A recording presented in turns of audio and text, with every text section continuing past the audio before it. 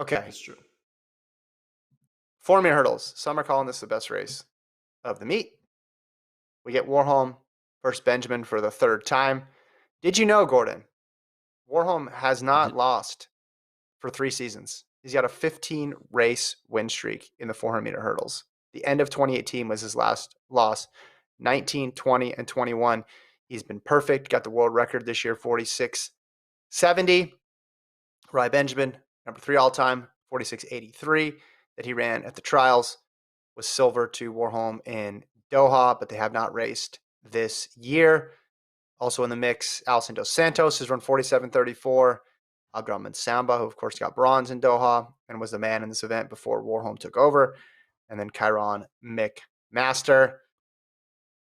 I think this is going to come down to these two guys, and it's awesome that we get to see it. I wish we'd see it more, but Olympic final with Warholm and Benjamin, I think it's gonna live up to the billing. I think it's gonna be another close race. I think that Warholm will be considered the favorite, obviously. I don't know. Like I've picked Benjamin a couple times the past couple years, and obviously, I've been wrong. Actually, the past year, 2019, I picked him a couple times to beat Warholm, and I've been wrong. So, what do you expect to see from this race? I expect Rai Benjamin to win. And I expect that to happen because while Karsten Warholm is the world record holder, 46.7 and 46.83, their two respective times, to me just feels equal. You know, I don't look at Warholm as he's in a different tier as Benjamin. I really think they're in the exact same tier.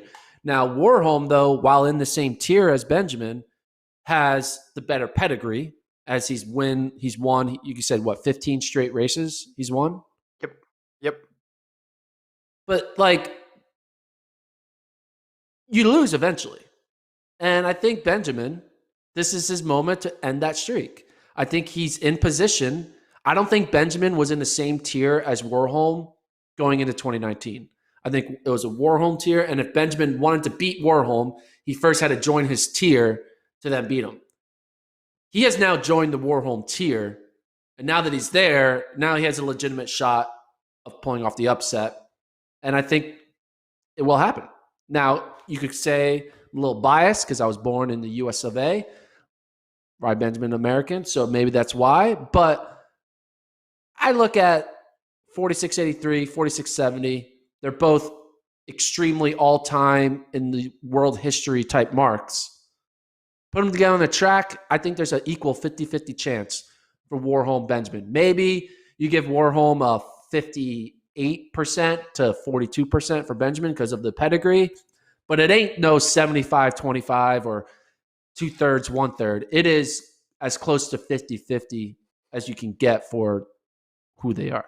That's my thoughts. So I think Benjamin wins, and I'm going to put a lot of money on his plus 250 to win. So let's make it happen. I don't think it's 50-50. I don't think it's a crazy bet to bet on Benjamin, but I think it's a well-earned 60-40 just because Warholm always brings it, and he's brought it the last couple of years. And we saw Doha. I know that was 2 years ago now, but he handled himself when he did face off against Benjamin. What do you think? I mean, what are the odds that these two don't go 1-2 in some order? Dos Santos has been good, but Dos Santos just has he's like Femke Bol. He just happens to be, he's competing in the wrong era, basically. Yeah. No, I mean, there's no odds, I don't think. They have to go 1-2. I mean, it would be a false start or a fall. It would be a DNF or DNS. They're either going to be 1 or 2 or DNF or DNS. They're not going. None of them are finishing 3rd or 4th or 5th. So please don't curse. Please don't curse it, Gordon. I think Dos Santos. What's that? Please Dos don't Santos curse. don't curse them. Don't. You can't. No. Don't curse. You're like the only thing that could possibly happen is a DNS, and there's no way I can think of anything. By the way, do you ever spend time heading into the major championships thinking about what the insane story is going to be that we don't see coming? mean, by its very sometimes. nature, you don't see it coming. But it just in 2016, you never would have told me there would have been a diving controversy at the Olympics in track and field. Like you could not have convinced me that that's what we would spend a lot of time talking about. And I know there's something coming, and I don't know what it is.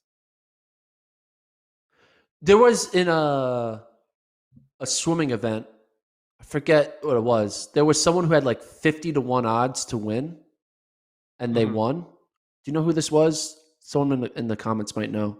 But Was it the it made me think. 17-year-old from Alaska in the No, breaststroke? no, no. Is that who it was? It was like this. It was a black athlete who won swimming gold.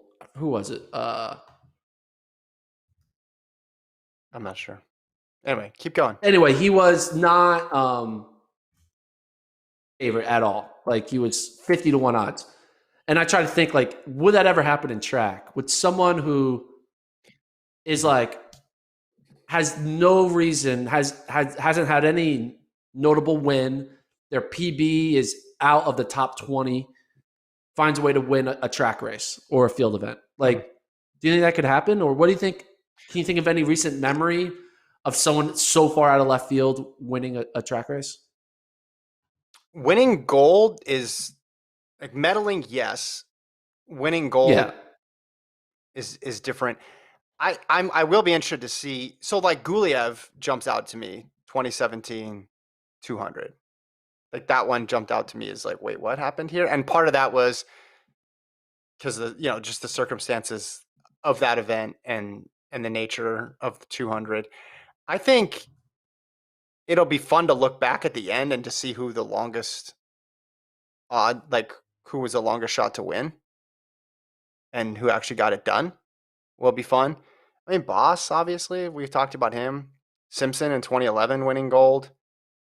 I felt was obviously a stunner. The from American perspective, the Coburn Frerichs 1-2 combo. I mean, but they were known commodities. Do you have anybody? Yeah, so I figured out who the athlete was in swimming. It was Ahmad Hafanoui. He was Tunisian athlete. He's 18 years old.